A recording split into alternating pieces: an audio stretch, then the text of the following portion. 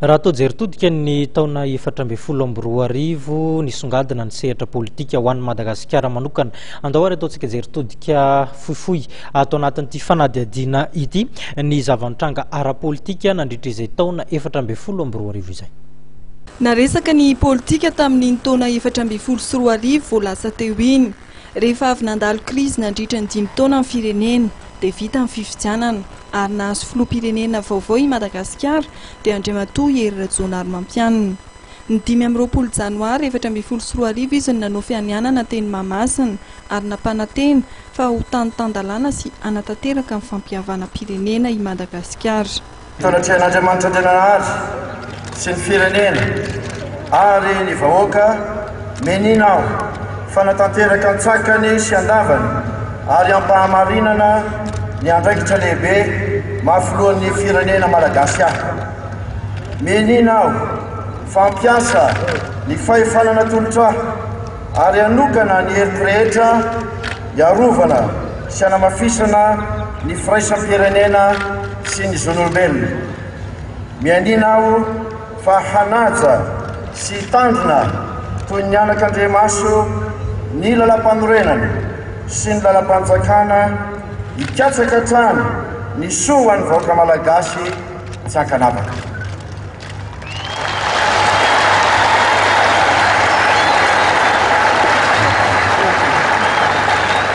Ankoatr'izay dia tafatsangana tamin'ny taona iny ihany koa ny antoko hery vaovao ho an'ny Madagasikara na ny HVM izay nampandany ny filoham-pirenena Hery Rajaonarimampianina. Voapetraka tamin'ny toerany ihany koa ny mpikambana ao amin'ny antenimieram-pirenena izay nisy tantara be ihany koa satria dia nisolo indroa ny birao maharitra. Rehefa avy ny fandirana sy ny adiana hevitra nandritry ny andro maromaro dia voatendry ny Prime Ministre ny Dr Cool Roger ary notendrena ihany koa ireo mpikambana ao amin'ny gouvernemanta rehetra.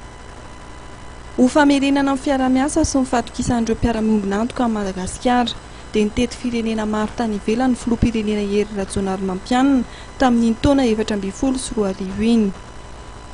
Announcements and ambitions and actions to the Climate Summit I will host on September 23rd in New York. Anisan'ny tena nanamarika amin'ny taona 2014 koa ny fiverenan'ny filoha teo aloha Marc Ravalomanana teto an-tanindrazana rehefa avy nialokaloka politika tao Afrika Atsimo izy nandritra ny 5 taona mahery. 13 Oktobra izy nitavaverina teto an-tanindrazana. Zao eno tsara malagasy rehetra na eno io ary ka miverina teto an-tanindrazana dia tsy mila ninina mihitsy ianao fa tonga dia miverina.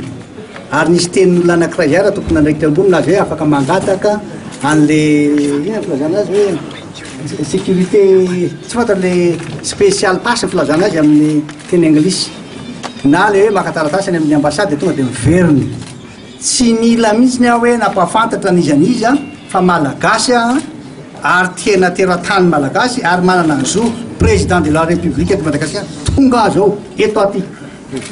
Tsingana goavana lehibe vita tamin'ny taona isany ihany koa ny firoson'ny FFKM indray tamin'ny fanatanterahana amin'ny fampihavana pirenena izay irariany maro fa hitondra vokatsoa ho an'ny firenena. Ilaina ny fiarovana ny tombon-tsom-bahoaka ary adidin'ny fanjakana izany. Anatin'izany misy ny fitonian'ny fiainam-bahoaka sy ny fiarovana ny aina sy ny fanana ary ny fiheverana ny amin'ny fahatram-bahoaka. Mba hitsinjovana ny tombon-tsom-bahoaka sy ny filaminana dia manamafy izahay ny siany fifampatokisana sy ny fitoniana, apaisement et stabilité. Nanambara teto am-pivoriana ny filoham-pirenena Perinasa fa handray andraikitra amin'ny famontsorana alohan'ny faran'ny taona ireo gadra politika dia ny taona 2014 ity izany. Ary hijery mikasika ny filoha Ravalomanana Marc. Izany dia ao anatin'ny fampihavanana araka ny 4F. Tsy manafoana ny raharaha-pitsarana momba azy ireo anefa izany. Itoy amin'ny 13 Janoary 2014 midinika mba hanomanana ny fandraisan'ny vahoaka anjara amin'ny fampihavanana. Izany rehetra dia tafiditra ao anatin'ny dingana firosonan-trany ho amin'ny lalan'ny fampihavanana. Ifanaraka ny rehetra fa noho ny fanatanterahana atsakany sy andavany midinika fampiavana-pirenena eo amin'ny ponina eto Madagasikara. Izany dia ao anatin'ny fahadiovampo sy ny fitiavan-tanindrazana.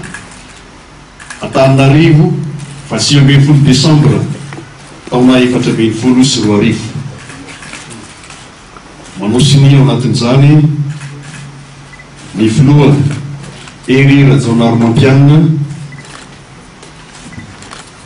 Albert Zafy, Didier Ratsiraka, Marc Ravalomanana, Andry Nirina Rajoelina.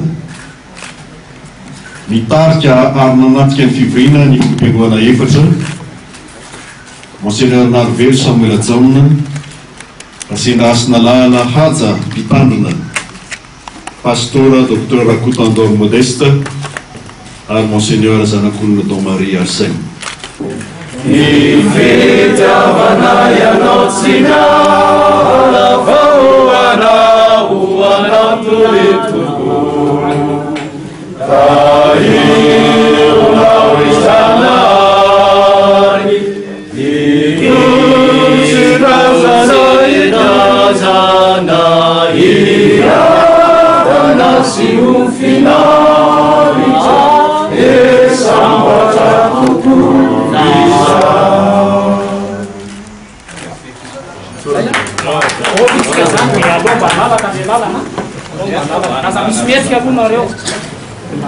Izay no anisan'ny tranga politika nanamarika iny taondasy iny, fa mbola betsaka ihany koa ny miandro ny mpitondra amin'ity taona vaovao 2024 ity raha ny lafin'ny politika no asiana teny.